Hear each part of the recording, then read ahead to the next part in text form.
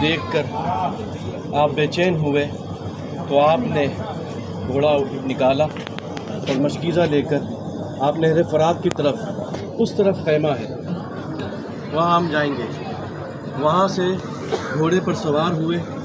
اور خیمہ سے نکلے، مشکیزہ ہاتھ میں تھا اور آپ نہر فرات پر بھی پہنچ چکے تھے غالباً اختلاف روایت،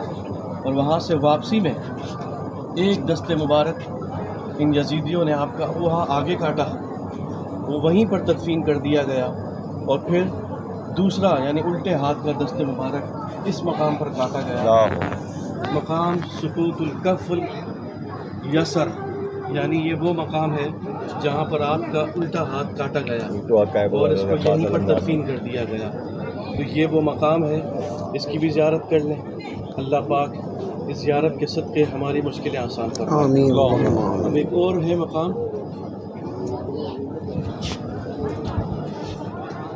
وہ آگے ہے، تو ہم اس کو واپسی میں دیکھ لیتے ہیں۔